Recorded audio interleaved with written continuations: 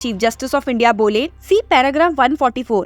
He says, which faction is the real political party is discernible from the legislative majority which existed when the rival factions emerged. Is it not contrary to the judgment? इस साल India में होने वाले Lok Sabha elections काफी यादगार होंगे। ऐसा सिर्फ हमारा मानना नहीं है। इलेक्शन से पहले पार्टीज में हो रही अदला बदली, एमएलए द्वारा क्रॉस वोटिंग एक्सेट्रा, ये सब बातें इसी तरफ इशारा करती है कि इस बार के इलेक्शंस दिलचस्प और हमेशा याद करने वाले होंगे। हाल ही में पॉलिटिक्स का एक नया रूप हमारे देश में कई ऐसे स्टेट्स में देखने को मिला है, जहां सत्ता में आने के लिए पॉलिटिकल पार्टीज क्या कुछ नए पैंतरे आजमा रही है। हिमाचल प्रदेश में हुई राजनीतिक उथल-पुथल से तो आप सभी वाकिफ ही हैं कि कैसे कांग्रेस के 6 एमएलए ने राज्यसभा इलेक्शंस में क्रॉस वोटिंग की, जिसके कारण हाउस की इफेक्टिव स्ट्रेंथ 68 से 62 हो गई और कांग्रेस के नंबर ऑफ एमएलए 40 से घटकर 34 हो गए।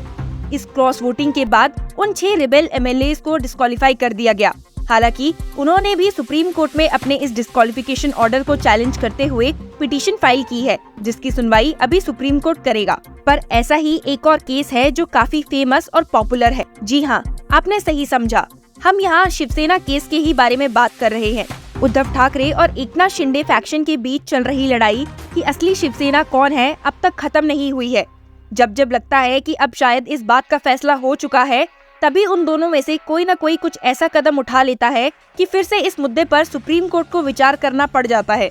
इस बार भी कुछ ऐसा ही देखने को मिला है। आपको याद होगा कि इस साल 10 जनवरी को डिस्क्वालिफिकेशन पिटीशंस पर अपना डिसीजन सुनाते हुए महाराष्ट्र स्पीकर राहुल नरवेकर ने दोनों ग्रुप्स की प्लीज को डिसमिस कर दिया था और साथ ही ये हेल्ड किया था कि एकनाथ शिंदे ग्रुप ही असली शिवसेना है। लेकिन उनके इस फैसले से दोनों ही फैक्शंस के लीडर्स खुश नजर नहीं आए थे। जहां एक और उद्धव ठाकरे ने सुप्रीम कोर्ट में इस ऑर्डर को चैलेंज किया, तो वहीं एकनाथ शिंदे ने बॉम्बे हाई कोर्ट में। जब सुप्रीम कोर्ट की bench of chief justice of India D Y Chandrachud and justice J B Pardiwala and Manoj Mishra ने इस मैटर को टेकअप किया, तो वो स्पीकर के दिए वर्डिक्ट पर काफी हैरान नजर आए। आपको बता दूं कि इस प्ली में सुप्रीम कोर्ट ने जनवरी में ही नोटिस इशू कर दिया था और फरवरी में जब इस पर पहली हियरिंग हुई तो सुप्रीम कोर्ट बेंच ने कहा था कि वो पहले मेंटेनेबिलिटी के क्वेश्चन पर चर्चा करेगी, क्योंकि सीनियर एडवोकेट हरी साल्वे ने आर्ग्यू किया था कि एकनाथ शिंदे ग्रुप ने बॉम्बे हाई कोर्ट को अप्रोच किया है, ऐसे में पिटीशन कैसे मेंटेनेबल है। हालांकि सीनियर एडवोकेट कपिल सिब्बल के इस मैटर को अर्जेंट सुने जाने की रिक्वेस्ट पर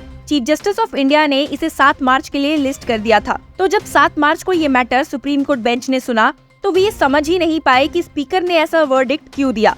सीनियर एडवोकेट मुकुल रोहतगी जब इस मैटर में अपेयर हुए तो उन्होंने कंटिन्यूसली उद्धव ठाकरे की पिटीशन को ऑब्जेक्ट किया और कहा कि सुप्रीम कोर्ट के रीसेंट जजमेंट में ये कहा गया है कि सिर्फ एक्सेप्शनल सर्कमस्टांसेस में ही आर्टिकल 136 को प्रेस करना है, अदरवाइज आर्टिकल 226 से नॉर्मल रूट लीजिए। लेकिन एडवोकेट सिब्बल ने ठाकरे ग्रुप की तरफ से स्ट्रेस दिया कि मैटर को जल्दी सुने जाने की जरूरत है, क्योंकि असेंबली इलेक्शंस या तो अक्टूबर या फिर नवंबर में होने वाले हैं।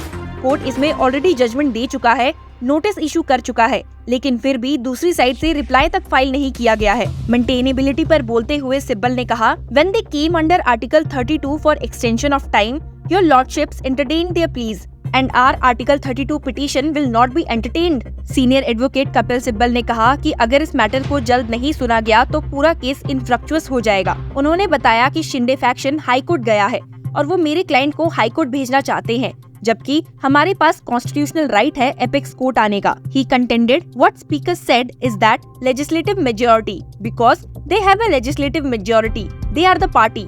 He also holds that the legislative majority happened on 21 June 2022 when there was no application before the election commission. Your lordships knows that the party on 21st June was headed by Uddhav Thackeray. Speaker did not accept the 2018 constitution because it was not filed before the election commission. Sibal ने party के 1999 constitution Reliance पर भी doubt cast किया, जिसने party chief के हाथ से power को डाइल्यूट कर दिया था, rather than considering the 2018 constitution that concentrated power in the hands of the party chief, और कहा कि इसे किसी ने भी डिस्कस नहीं किया है। इसी बीच उद्धव ठाकरे की तरफ से ही सीनियर एडवोकेट मनु सिंघवी ने भी कोर्ट को Subhash Desai judgement delivered in May 2023 याद दिलाया, जिसमें ये डिसाइड हुआ था कि जहां पर question of legislative majority versus organisational majority post defection है, वहाँ पे inherently legislative majority can not be the basis as one is counting on legislative majority based on defections. और एपेक्स कोर्ट ने ये क्लियर किया था कि लेजिस्लेटिव मेजॉरिटी अप्लाई नहीं होगी,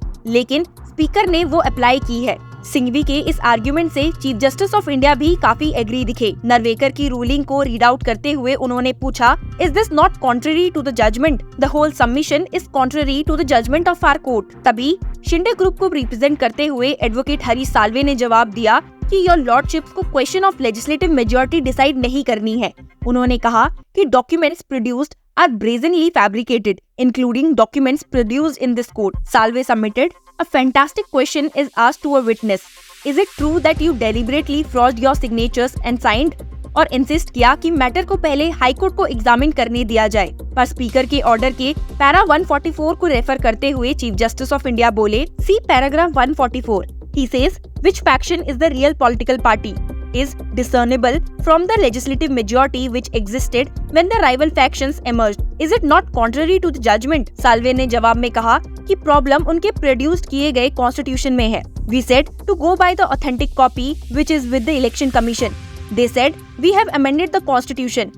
At one stage they say we amended it on date A and then amended it on date B. Court को बताते हुए कि किसी को तो पहले पेपर एग्जामिन करने होंगे और देखना होगा कि कौन सा शिवसेना कॉन्स्टिट्यूशन एप्लीकेबल होता है। साल्वे ने बेंच को कन्विंस करने की खूब कोशिश की। सीनियर एडवोकेट महेश जेठमलानी ने भी उद्धव ठाकरे फैक्शन को हियरिंग के दौरान एक्यूज किया of forging documents. He informed the court, "We are filing an application. There is a lot of forgery in the matter." हालांकि पिटिशनर की तरफ से सीनियर एडवोकेट देवादत्त कामत ने इस कंटेंशन पर अपने ऑब्जेक्शंस रेज किए, ये कहते हुए कि फ्रॉडरी का सवाल ही नहीं उठता है। उन्होंने कोर्ट को कुछ हार्श फैक्ट्स बताना शुरू किए, जैसे कि एकनाथ शिंदे का महाराष्ट्र गवर्नर से मिलना to stake the claim for the government with the support of Bharatiya Janata Party, contrary to the position of Shiv Sena, was not disputed at all. UBT faction के इतना स्ट्रांगली मैटर की सुनवाई पर जोर देने के बाद एपेक्स कोर्ट ने स्पीकर के सामने रखे सभी ओरिजिनल डॉक्यूमेंट्स को समन किया। साथ ही कोर्ट ने 8 अप्रैल के लिए इसे लिस्ट भी कर दिया। मैटर को लिस्ट करते हुए सुप्रीम कोर्ट ने ये भी क्लैरिफाई किया है कि क्वेश्चन ऑफ मेंटेनेबिलिटी अभी ओपन है। 8 अप्रैल को देखना ये होगा कि सुप्रीम कोर्ट के पूछे सवाल that whether this approach of speaker contradicted last year's constitution bench judgement in Subhash Desai पर डिफेंडेंट्स क्या आर्गुमेंट्स देते हैं और ओरिजिनल डॉक्यूमेंट्स के रिकॉर्ड पर आने के बाद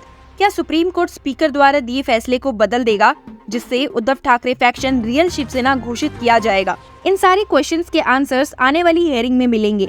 so stay tune with law chakra on this case and get the latest updates.